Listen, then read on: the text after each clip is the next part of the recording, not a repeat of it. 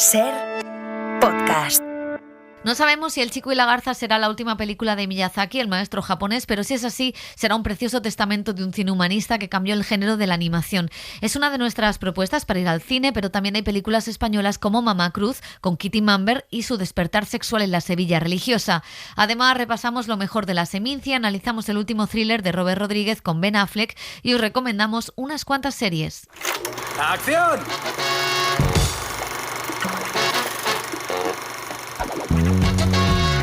El cine en la Ser con Pepa Blanes.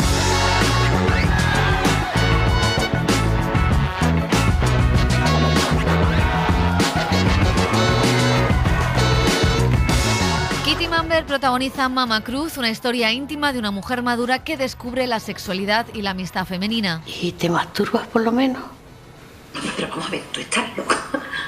Yo solo quiero que te cuides más, mi vida. Otra mujer poderosa está en La contadora de películas, una chilena convencida del poder del cine para ayudar en los peores momentos en esta historia que protagonizan Meneris Belló y Antonio de la Torre. Si no hubiera sido así, mi papá se hubiera casado con ella igual, porque era misteriosa y amaba las películas como él, aunque siempre la ponían triste. Les proponemos cine de animación. El chico y la garza es la última película de Miyazaki, una bella historia de adolescencia, superación y duelo. Maito, ¡Madre!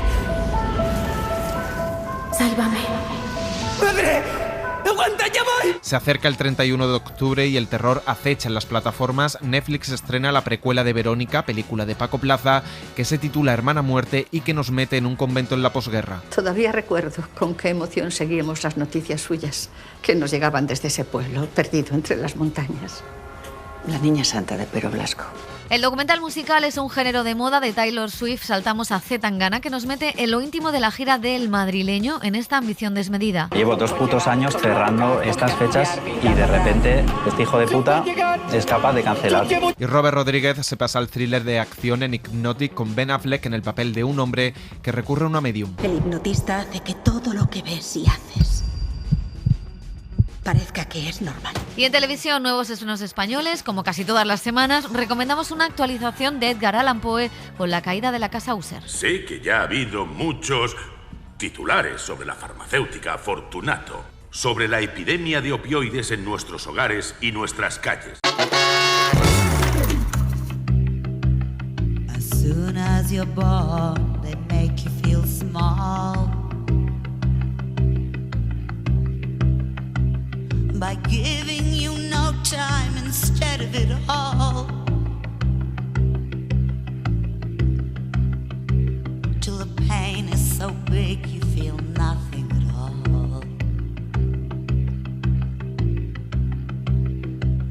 A working class hero is something to be. A working class hero is something to be.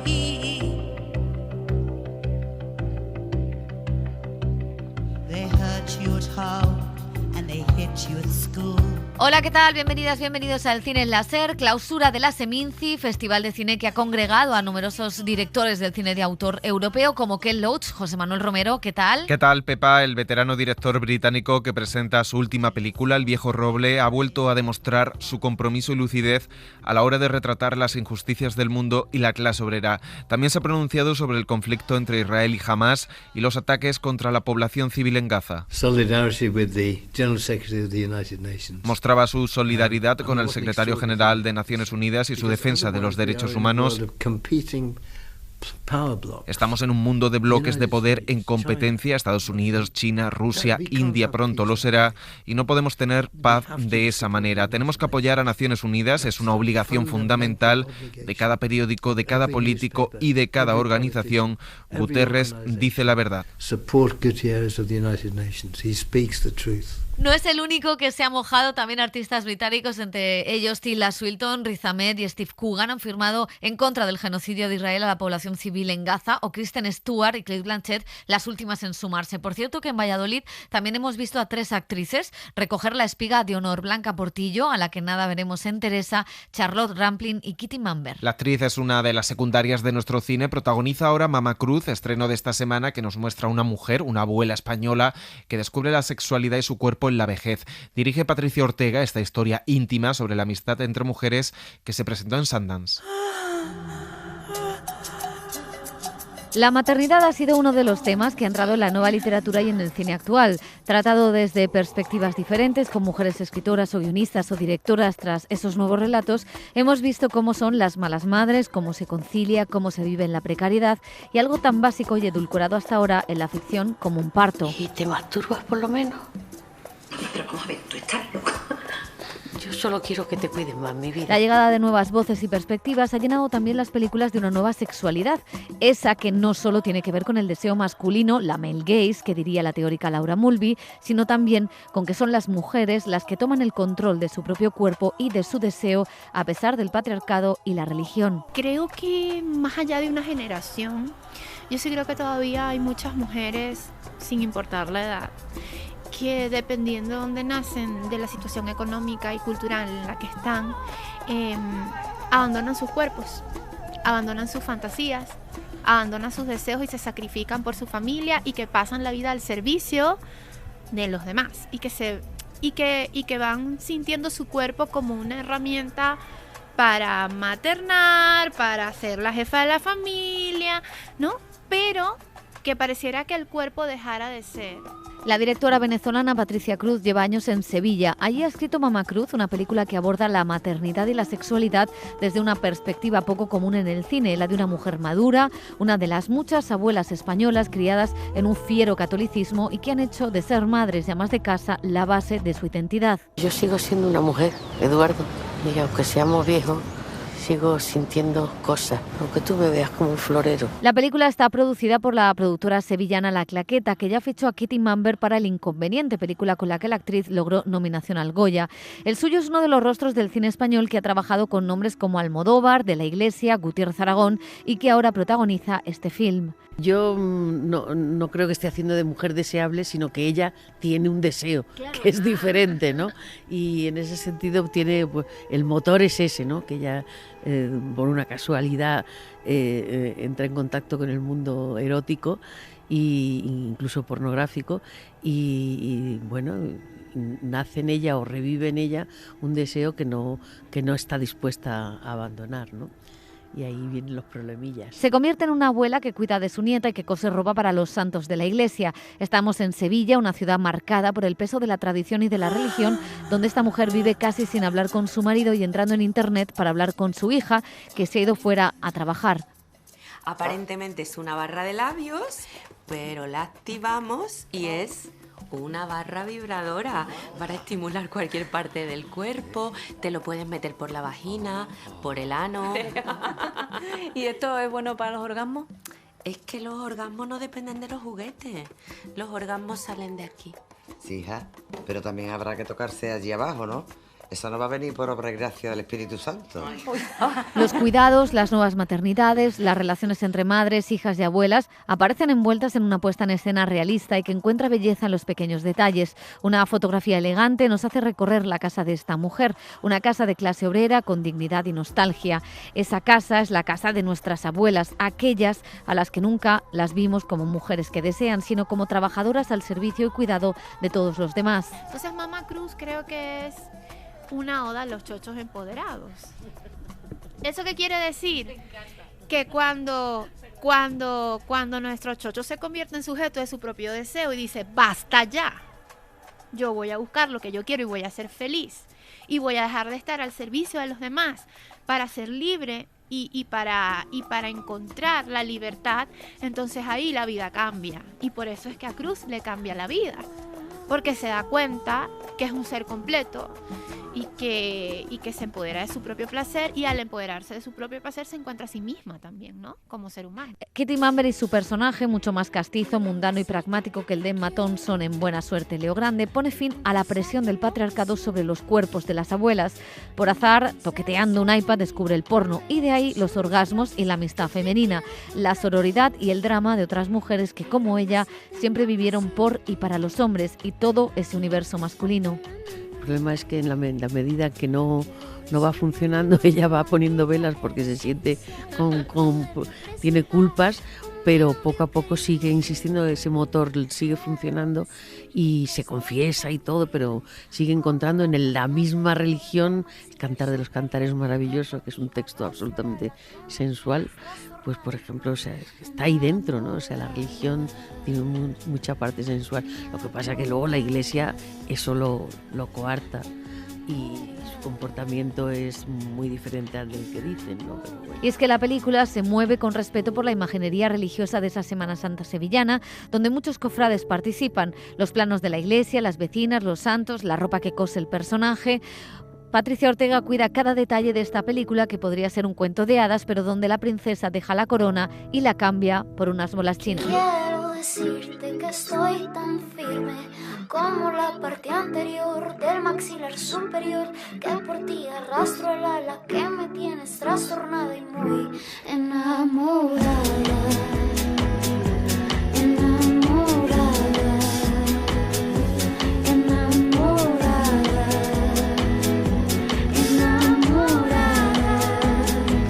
Y de Mama Cruz saltamos a otro de los títulos que ha pasado por Seminci. La contadora de películas es una coproducción que dirige Lon Serfic y que protagonizan Antonio de la Torre y Benedís Bello. Un canto a cómo el cine y las historias pueden ayudarnos en los momentos más complejos, como la pobreza y la miseria que se vivió en el Chile rural del antes de Allende. Un reportaje de Helio Castro. De la directora danesa Lone Serfig hemos visto títulos tan distintos como Italiano para principiantes, en donde seguía los preceptos del movimiento Dogma, o An Education, con una jovencísima Carey Mulligan que interpretaba a una chica en la Inglaterra de los años 60, enamorada de un hombre 20 años mayor que ella. Ahora, en La contadora de películas, nos traslada a esa misma época, los años 60, pero en Chile, en pleno desierto de Atacama. A mi papá le venía de perillas el nombre Medardo. Tenía una fijación con los nombres que empezaban con M, desde que le cayó la chaucha, que su mamá se llamaba Martina y su papá Magno. La narradora del film es María Margarita, la pequeña de una familia de 4 hermanos. Su madre es una mujer misteriosa, sensible y bellísima, interpretada por la actriz francesa Bérénice Bejo. Nunca nadie supo muy bien de dónde venía. Permiso. Algunos decían que del otro lado de la cordillera. Y su padre, un minero aficionado al cine al que da vida el español Antonio de la Torre. Y Dios abrió el mar con su soplo poderoso, ¿eh? No es que mi papá fuera muy beato. Estaba recitando una escena de los 10 mandamientos. Los domingos eran el momento más feliz de mi papá, como cuando Moisés abría el mar rojo. El cine dominical es la única forma de entretenimiento de esa familia y de toda la población, pero las entradas son caras y la niña se convierte en la única que ve la película y luego la cuenta al resto. Entonces, Craso va donde Espartaco. Está encadenado, junto a su amigo Antonino. Craso manda a sus guardias romanos a que obliguen a luchar a Espartaco y Antonino, uno contra el otro, a muerte.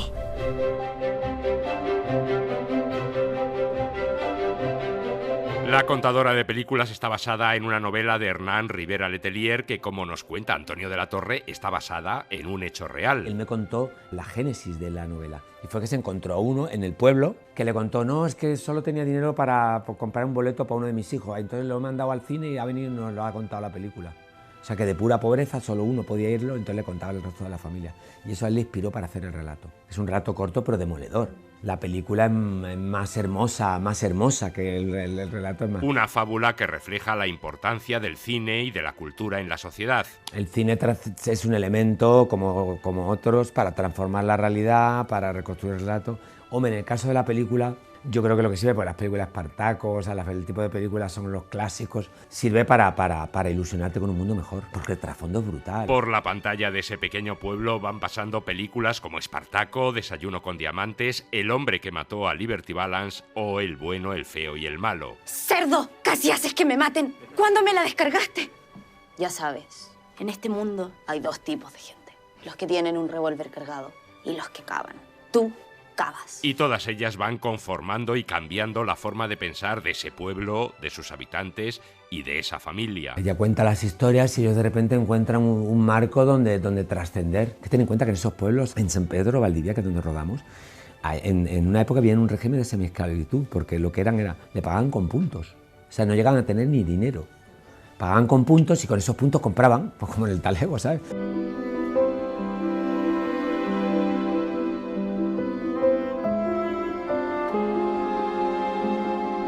Lone Serfig ya había contado en otra de sus películas, La mejor historia, la importancia del cine en contextos históricos muy concretos. Isabel Coixet, Rafa Russo y Walter Sales firman el guión de La contadora de películas, un film que cae excesivamente en la sensiblería y en el melodrama y que refleja los cambios sociales y políticos del Chile de los años 60 y 70, golpe de estado de Pinochet incluido.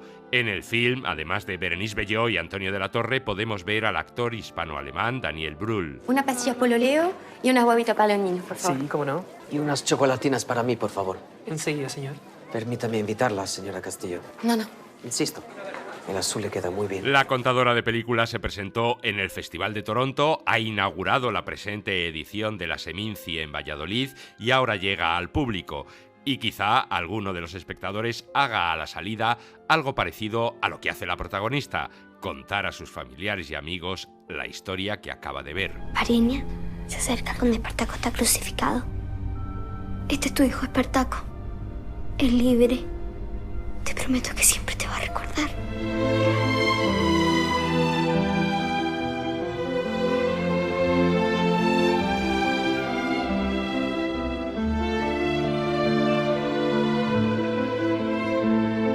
Atentos a esta pequeña joya, es la última película de animación de Hayao Miyazaki, veterano y maestro director japonés, influenciado por Kurosawa y por la pintura de su país, que se convirtió en un cineasta que nos ha dado grandes títulos y que ahora, a los 80 años, presenta El chico y la garza, una historia de duelo, de adolescencia en el Japón de la Segunda Guerra Mundial.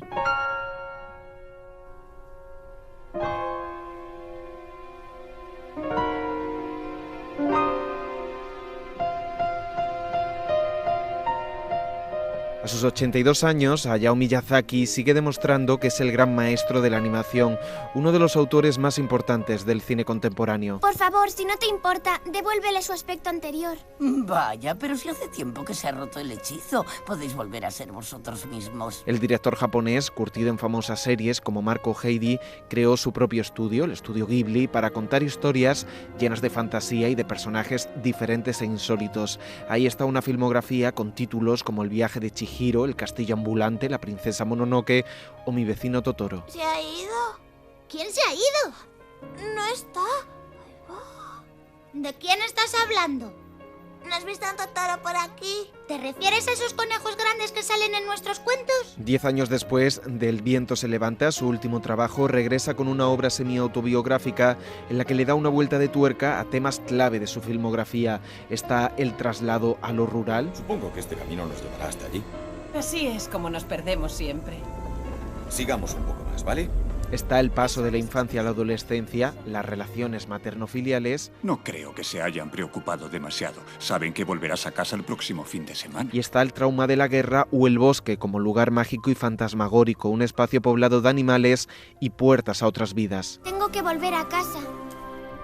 Haku podría morir mientras yo estoy aquí sentada. Y podrían comerse a papá y a mamá.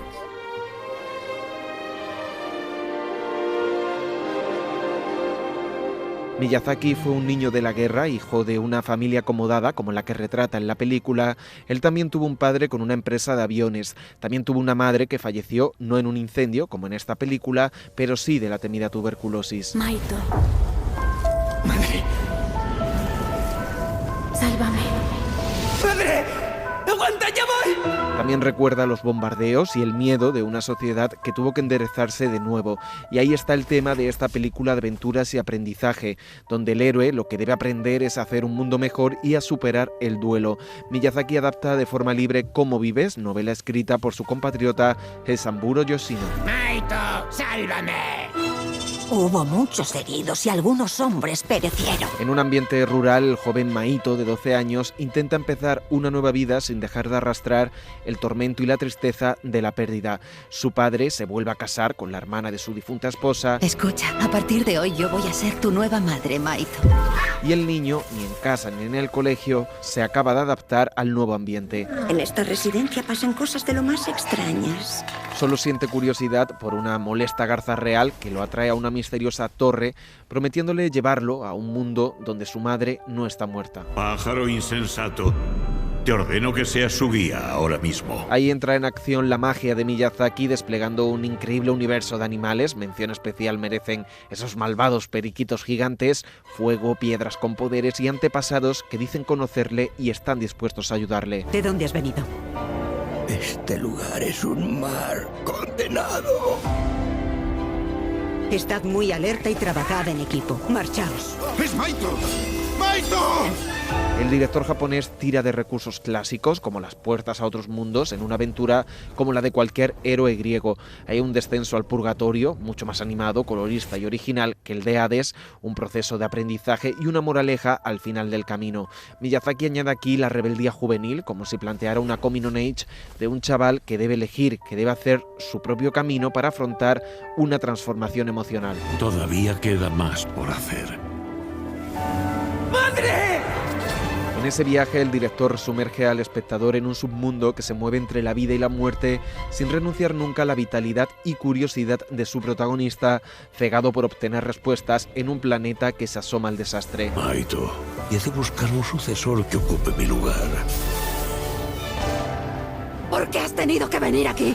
¡Corre! La apasionante aventura que presenta Miyazaki tiene algo también de adiós esperanzador, una misión que parece querer decirnos el autor. Habla también del legado, de la búsqueda de un heredero que siga abriendo puertas mágicas y tenga la convicción de que es posible crear una sociedad mejor. Maito, podrías continuar con mi labor. Si esta es la despedida del maestro japonés de Miyazaki, El chico y la garza es, ante todo, un bellísimo testamento humanista.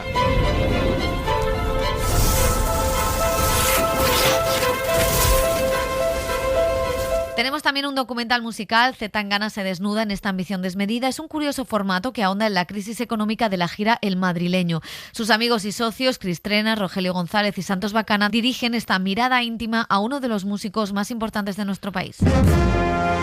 Yo no sé si ha habido en España una producción que vaya en gira con tantísima gente actuando. Le va a volar la cabeza a la gente. Para mí la gira era un gran bebé, ¿sabes? Y en mi cabeza era como, yo tengo que dominar cómo va a ver esto el mundo, ¿no? Y pues sí, lo vas abandonando, pero yo es lo que digo, a fin de cuentas para mí es nutritivo y sobre todo me gusta el poder magnético que tiene. Toda la gente que trabaja con nosotros creativa, cuando ve eso, ve las dificultades, pero también le parece como algo sexy. Toda la vida he pensado que la trascendencia pasaba por ser tú una figura gigante y realmente es todo lo contrario. ¡A perder plata por Latinoamérica! Y hay dos estrenos más, uno de ellos es Hermana Muerte, llega a Netflix, es una propuesta interesante si les gusta el terror. Paco Plaza firma una precuela de Verónica, una historia terrorífica en un convento de la posguerra española con una monja con poderes sobrenaturales. Todavía recuerdo con qué emoción seguíamos las noticias suyas que nos llegaban desde ese pueblo perdido entre las montañas. Pero Blasco. La niña santa de Pero Blasco. Sí, así la llamaban. Supongo que le habrán preguntado tantas veces acerca de aquello. La otra historia es Hypnotic, thriller de Robert Rodríguez, sobre un tipo que busca desesperadamente a su hija en un mundo en caos. El tipo es Ben Affleck, que acaba pidiendo ayuda a una medium mexicana. Nos cuenta todos los detalles Carlos Guerrero. En 2002, Robert Rodríguez era uno de los directores de moda en Hollywood gracias a películas como Abierto hasta el amanecer. Viendo Vértigo, de Alfred Hitchcock, pensó en que quería hacer una película al estilo del maestro del suspense. Quería un nombre corto, como Psicosis o Frenesí, y se le vino a la cabeza la palabra Hypnotic. Sé que tú has avisado del atraco al banco. ¿Quién coño eres? Que lleva a unos desconocidos a perpetrar un atraco en un banco. ¿Te suena el concepto de hipnosis? Más de 20 años después de que escribiera el guión, se estrena Hypnotic. Ben Affleck interpreta a Rourke, un inspector de policía que perdió a su hija en un secuestro que nunca fue resuelto. Desde entonces, se centra en su trabajo. ¿Me ves preparado para volver? ¿Te sientes preparado? Es lo único que me mantiene acuerdo. Al tirar del hilo de una serie de atracos a bancos, descubre un misterioso entramado que cambiará su vida para siempre. Un grupo de hipnotistas que aprovechan su don para la criminalidad le harán descubrir que nada en su vida es como parecía, como explica el propio Ben Affleck. Empiezo interpretando a un inspector de policía y luego se desvela que todo ese tiempo ha estado bajo el hechizo hipnótico y nos ha llevado por una fantasía. Es mi fantasía de lo que es un inspector, no es un un inspector de verdad. Es un reflejo de lo que pasa en muchas películas. Entra en los tropos del género de las películas de policías de una forma divertida y juega con eso. Y luego soy una persona mucho más normal, un padre, un tipo corriente. Es divertido interpretar a varios personajes. Hypnotic construye un universo laberíntico dividiendo la realidad en numerosas capas. Un hipnotista tiene la capacidad de influir en el cerebro. Sonido. Voz. ¿Quieres fuego? Mirada. El hipnotista lo usa para hacerte ver una versión del mundo que no existe. La idea de este universo de engaños fue de la que partió Robert Rodríguez y la que le ha atrapado desde que por primera vez se le viniera a la mente en 2002. Hypnotic siempre ha sido mi historia original favorita, desde que empecé a escribir. Se podría crear una serie completa para cine o televisión con este concepto. Hace lo que buscamos los directores. Llevas al público a una sala oscura y tratas de hipnotizarlo, hacerle creer que lo que ve es totalmente real, al menos lo suficiente como para que se involucre emocionalmente. Creas un constructo hipnótico a su alrededor con imágenes, sonido, música, para que sientan y crean de una manera determinada. Y de eso trata la película. Eso es lo que le pasa a los personajes. No distinguen lo que es real y lo que no, al cabo de un rato. El director estadounidense se apoyó en Hitchcock y Ben Affleck era la pieza que le faltaba en el tablero. Las películas de Hitchcock las elevó el reparto. Contaba con actores como Cary Grant, Jimmy Stewart, Grace Kelly, Ingrid Bergman. Quise subir el nivel y elegir auténticas superestrellas. Ben Affleck interpreta a Rourke y aporta la mística de Hitchcock a su papel. Es el padre que busca a su hija, es el policía implacable y tiene tales cualidades de estrella presentes que sentí que estaba rodando una película de Hitchcock, que tenía una estrella del cine clásico. Y Ben Affleck se sumó al proyecto. El actor, que tiene experiencia como director en películas como Argo o la más reciente Air, sentía admiración por el trabajo de Robert Rodríguez. Me convenció el guión porque tenía varios niveles. Creía que era una cosa y se convirtió en otra y luego en otra. Al acabar pensé que iba a ser muy divertido interpretarlo, pero aún más por Robert y por mi admiración por él como director. Siempre he querido trabajar con él y admiro su trabajo desde el principio de su carrera. Trato de trabajar con directores de los que pueda aprender y he aprendido mucho.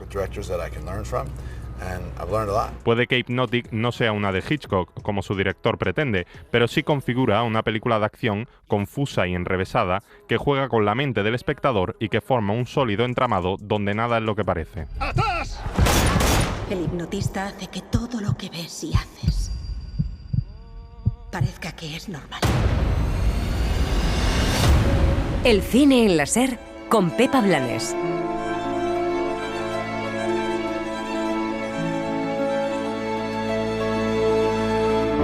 Y en televisión aún no habíamos hablado de la caída de la casa User en el cine láser, la última colaboración de Mike Flanagan con Netflix, que ya ha firmado un contrato millonario para pasarse, por cierto, a Amazon, un Succession de terror con referencias a Edgar Allan Poe. Dani Garrán, ¿qué tal? Hola Pepa, esta es la última miniserie que el director y guionista escribirá para la plataforma 5 años después de La maldición de Hill House. En este caso actualiza un relato del maestro del terror gótico Edgar Allan Poe para hablar en tono de comedia negra de la caída en desgracia de una familia millonaria vinculada a las farmacéuticas estadounidenses y a la crisis de los opioides. Sé que ya ha habido muchos titulares sobre la farmacéutica Fortunato, sobre la epidemia de opioides en nuestros hogares y nuestras calles, la montaña de cadáveres que se ha creado desde que Roderick Usher, ahí sentado, empezó a vender sus analgésicos hace décadas. A Disney Plus ha llegado la última coproducción entre España y México, que ya pudo verse en este país hace unos meses. Noche de Chicas es una serie protagonizada por María León, Leticia Dolera, Paula Usero, Silvia Alonso y la mexicana Aislinn Derbez. Ambientada en el Mundial de Fútbol de 2010, plantea un fuerte dilema moral. Una de las amigas secuestra a 3 hombres ejecutores de una violación de una menor, por lo cual no fueron condenados. Mira, Lola, sí está terrible lo que le hicieron a esa niña, pero eso no justifica que tengas 3 tipos encerrados en la cabaña. No es justo que esos tíos estén en la calle como si no hubiesen hecho nada. ¡No es justo! ¡Nadie ha hecho nada! Nadie ha hecho nada. Otro estreno español para acabar el mes que ya ha llegado a Prime Video. Memento Mori es la adaptación de la primera novela de César Pérez Gellida, Versos, canciones y trocitos de carne. Está ambientada en Valladolid en 2010, donde un inspector de homicidios investiga el asesinato de una joven ecuatoriana a la que le han mutilado los párpados. Está protagonizada por John González, Manuela Bellés y Juan Echanove. Estos asesinos en serie saben distinguir perfectamente entre el bien y el mal. Muchos de ellos tardan años en cometer el primer crimen. Pero una vez que lo hacen, ya no pueden parar.